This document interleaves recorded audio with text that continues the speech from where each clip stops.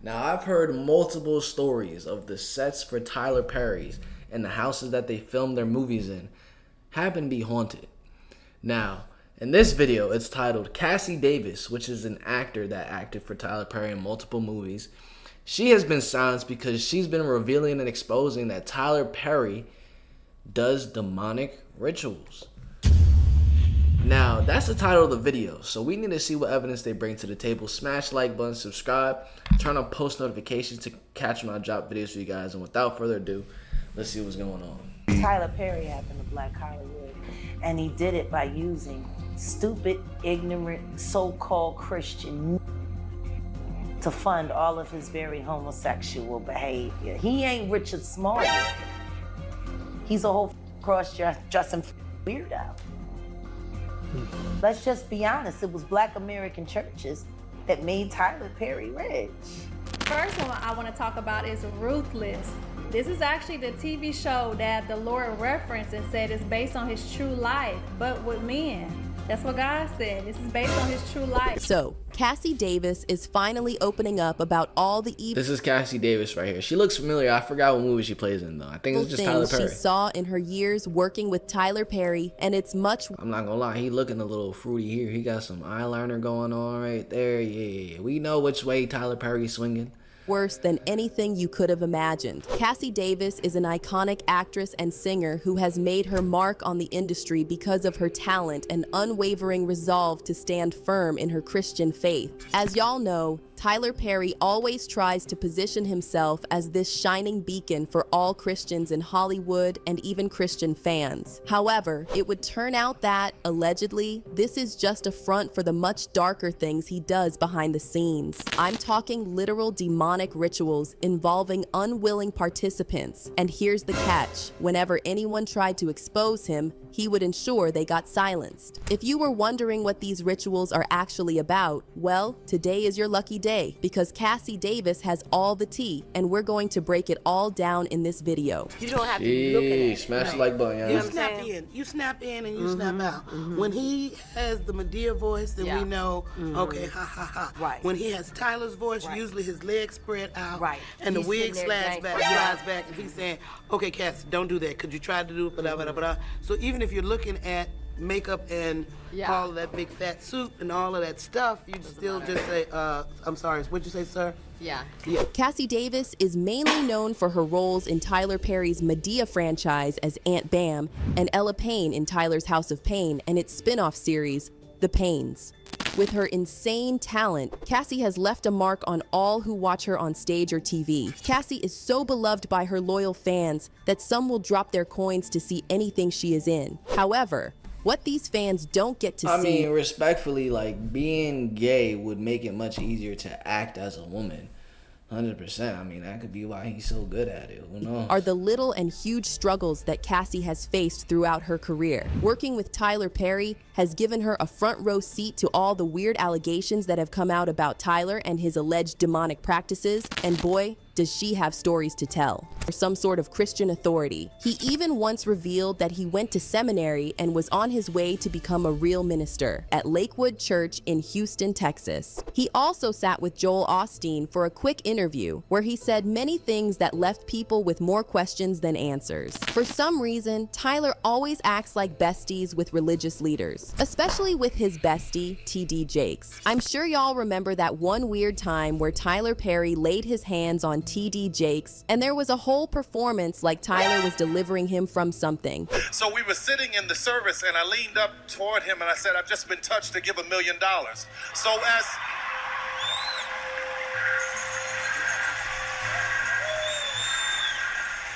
So when you got up here and you said $1 million, I said, God, I don't know what you're doing, but I know I heard your voice. Allegedly, Tyler does all this posturing and acting like a man of God to distract people from the evil things he does in the industry. Tyler Perry happened to Black Hollywood, and he did it by using stupid, ignorant, so-called Christian to fund all of his very homosexual behavior. He ain't Richard Smallwood. He's a whole cross-dressing weirdo. Let's just be honest, it was Black American churches that made Tyler Perry rich. They went to all his plays. Like, Tyler Perry plays started in the churches. Many fans have pointed out that Tyler's movies don't exactly represent the thoughts of someone in tune with God. In fact, they seem more like the opposite. Many of his movies and shows have elements of demonic rituals, anger, betrayal, lust, nudity, and so on. Take his TV series, Ruthless, for example. Ruthless covers the story of a woman named Ruth Truesdale who somehow ends up in a scandalous cult of powerful ex-crazed fanatics, and she has to play nice with them to rescue her daughter and free both of them. On the surface, it sounds like a cute little series, but those who have watched it know just how twisted and weird it is. The series starts with the main character, Ruth, kidnapping her daughter Callie to join this cult called the Rakudushi cult. This cult is basically a bunch of horny people who do all sorts of weird freak-off rituals together, and Ruth is a devoted member of this cult. After throwing her best friend Tally under the bus and setting her up to be punished by the cult for being rebellious, Ruth is up to become an elder in the cult. However, to become an elder, she has to be ganger by 7 high-ranking cult members. When she goes through that, she finally realizes she doesn't want to be a member of the cult anymore. That's when she has to be what? I heard ganger, and when I think about ganger, I'm thinking about one thing. You know what I'm saying? By 7 occult members. I mean, if this is everything but, you know what I'm saying, a godly movie. Everything but that. Starts to plan an escape route with her best friend, Tally, and her daughter. Oh, but it gets weirder. A lot of people couldn't help noticing how Tyler tries to romanticize this cult in a way. The cult leader, for example, is called the Highest. The Highest has long hair and is always wearing white. His demeanor is very calm, peaceful, and welcoming. This is to cover up the fact that he is an ex-sadist. He uses drugs to make newcomers black out and lose all memory in order to violently R them. He himself is also sounds like something that happens a lot within the industry. An addict. There are also elements of betrayal, adultery, and fornication, each person having an affair with every other person. It's a mess. The series is actually a spin-off of another series produced by Tyler called The Oval. The Oval tells the story of President Hunter Franklin and First Lady Victoria Franklin. For those who haven't seen this series, picture every single problematic storyline you've ever heard squashed up into one series. That's basically what it is. It's described as a supercharged political genre with off-the-charts levels of scandal, depravity, and betrayal. Are you guys noticing a common theme already? Well, if you aren't, sit tight, because this next Tyler Perry movie will rock you. It's called Mea Culpa, and it's about this high-powered attorney who is accused of unaliving his ex-girlfriend. She somehow falls for him, and they start messing around even though she's his lawyer, and he's literally being accused of taking someone's life. Mind you, she's married in all this. Eventually, it turns out that her bum husband's family has been plotting to unalive her for years, and he knew about it but didn't tell her anything. Oh, he's also cheating on her. On top of all that, the movie isn't even that good. I mean, shout out to Kelly Rowland, but it's like the only thing Tyler wanted to achieve with the movie was to show as many erotic scenes as possible and just throw in some random plot twists for dramatic effect. One person left this review on Rotten Tomatoes. While it might start out as an erotic thriller, it slows down to a damp relationship drama before meandering its way to a climax hinged on head-scratching twists that make little to zero sense. This person rated it 2 out of 5. Another person rated it 1 out of 5, saying, "There's not a thrill to be found in this astonishingly bad, completely hollow, and downright trashy straight-to-streaming debacle. In fact, it's only the unintentional laughs, and there are many of them, that make the film the slightest bit bearable." The common theme in all... Imagine watching the entire film. I feel like there's a certain point where you recognize, yo, this film is actually trash, so let's not even take it seriously anymore.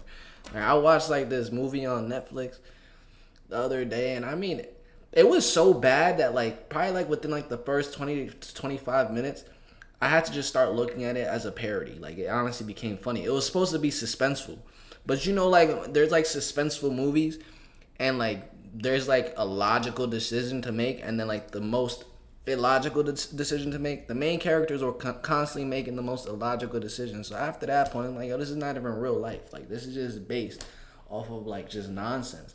But a great suspenseful movie is something like Get Out, because all the decisions made in that movie for the most part were like logical things that you probably would have thought about doing to actually get out. But not all movies are like that. So it's just certain movies that you can't really take too seriously.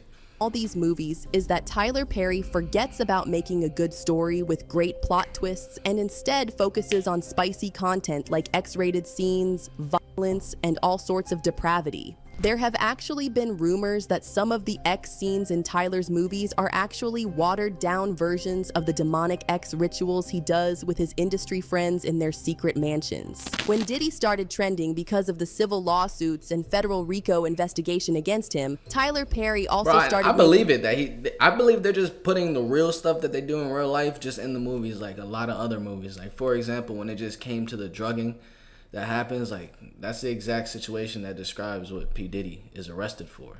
The news rounds because allegedly he and Diddy were two peas in a pod. Tyler was allegedly a frequent guest at Diddy's freak-offs where he had access to exclusive male escorts who entertained him. Yeah, I mean, even look at John Lennon.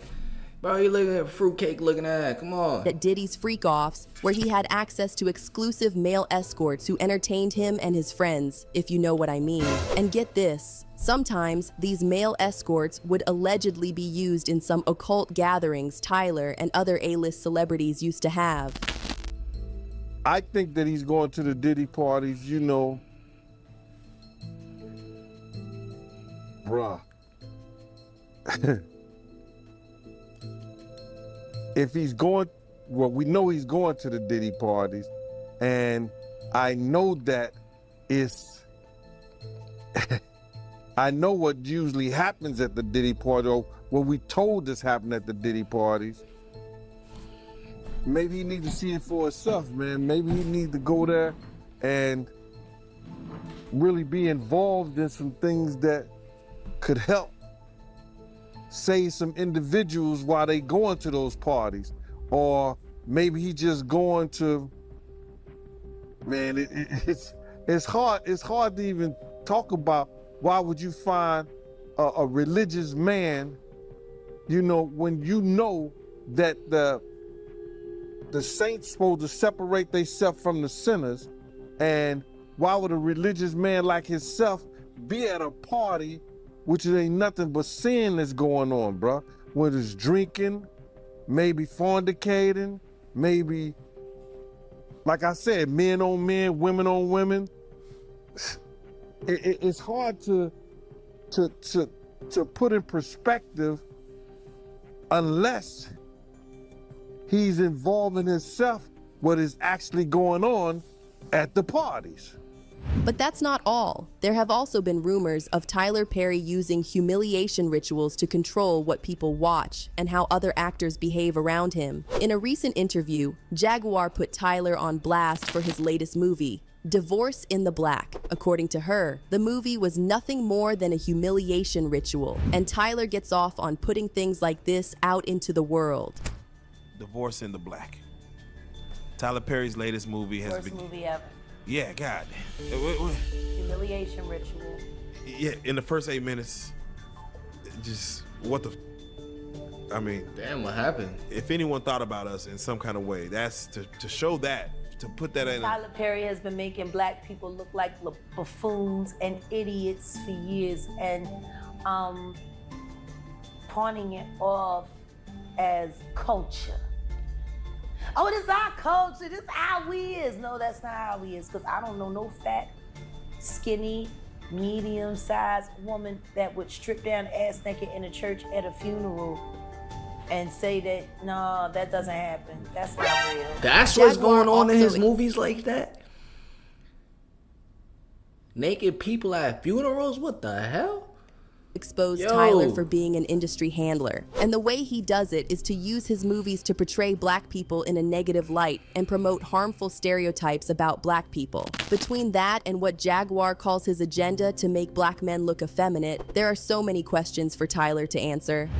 A lot of stuff that's on today is coonery and buffoonery. And I know it's making a lot of money. breaking records, but we could do better. That's just my opinion. Speaking of making black men look effeminate, Jaguar Wright is not the only one who has clocked Tyler's tea. Cat Williams has had his foot on Tyler's neck for years now because he believes Tyler deliberately created the Madea franchise as part of a plot to make black men look ridiculous. At the end of the day, Kevin doesn't have to worry about what people are going to say about him wearing a dress because of the long line of dress-wearing people before him. So now we had Big Mama's House 1, 2, you barely, like, I can't even think of a movie where there's a white man, like, wearing a dress. Maybe the only one I could think about is, what's the Christmas movie, Home Alone. I'm pretty sure. That's the only one I could possibly think about. Other than that, you have white chicks, Madea, Kevin Hart. And then even when I think about like dope, like successful movies, I don't know, like financially successful movies, like when I think about Wolf of Wall Street, like, yo, I can't even think of a color dude in there. Then I think about Get Out, and it's showing how the black dude basically ended up becoming a slave. I'm like, damn. But this is just the way the media works, though. You know what I'm saying? It's the programming that the media does on the mass majority of people. And 3. Yeah. I've never seen Madea in a pantsuit. I think she wears dresses. So now I'm saying, why are we picking on poor little Kevin Hart? Because it was his turn next. Okay. Some of us are against the Illuminati, and we are against the Illuminati at our own detriment. When people are against the Illuminati, then they get punched in the face all the time. The press hates them, and nobody likes them. End quote. I mean, we all love Dave Chappelle. Exactly. And don't even get me started on how Tyler Perry presents black women in his shows and movies. They're either insane, stupid, dumb, angry, or a combination of all. And somehow, they have to be punished for being insane, stupid, dumb, or angry. Even if it's not their fault they ended up that way. Tyler's black female characters also get the most terrible husbands or love interests. They're good women who make one mistake, and because of that, they deserve to lose everything they've ever worked for. There's this article on the Daily Beast titled, "Tyler Perry Built a Movie Empire by Selling Out Black Women." The article talks about just how poorly written the female characters in Tyler Perry's movie, A Fall from Grace. The movie follows the story of Grace, an older woman who confesses to unaliving her husband, and Jasmine, the public defender who takes on her case. It turns out that Grace had fallen for this elaborate scam where a woman takes in other older women and gets them to fall in love with young men before stealing from them. According to the Daily Beast article, what's most obviously offensive about this film and Perry's oeuvre in general is how passive, gullible, and greedy he renders his black women characters, and how he punishes them for the so-called sins they dare to commit. Now, according to some sources, Tyler has pretty much the same views about the women in his life. Tyler was raised in a toxic household with an abusive father and a mother who just took everything her husband dished out. Allegedly, this led to Tyler developing a twisted mindset about women and some very crazy kinks that he carries out through these alleged demonic rituals. Cassie worked with Tyler for years on multiple projects, including House of Pain and the spin-off series The Pains, where she played the role of Ella Pena. She also played the role of Aunt Bam in the Madea franchise. To a large extent, Cassie's big break happened because Tyler Perry noticed her talent and offered her a role on his show, Medea's Family Reunion. Because of that, Tyler holds a pretty heavy space in her career. Anytime somebody calls me, it's a big break. Every time Tyler Perry calls me, it's a big break. So I just pray that you receive your big break. Big break is not necessarily connected to money. Sometimes it's just life experiences. And whatever you do for Christ will last. Now, allegedly, when Cassie started noticing some of Tyler's weird behavior, she wanted to expose him and let the world see who their hero truly was. However, he allegedly forced her to remain silent by threatening to take food off her table and ruin her life. Y'all know when Tyler Perry makes you his enemy, all he needs to do is make one call that'll get you blacklisted and leave you begging for scraps. Just ask Monique. But you know what they say, No matter how fast a lie runs, the truth will always catch up with it. It looks like more and more people are realizing that Tyler Perry is a fraud, and they're calling him out about it. But what do you guys make of the... I'm not gonna lie, that one clip of Tyler placing his hand on TD Jake's head and him falling back, I'm like, yo, when did Tyler get this type of anointing? You feel what I'm saying? When did this happen? But hey, family, comment down below your thoughts and opinions about this video right here, and what y'all think about it, because I do enjoy reading the comments. Smash the like button, subscribe, and turn on post notifications so you can catch when I drop another video for you. I'm gonna catch you guys in the next one.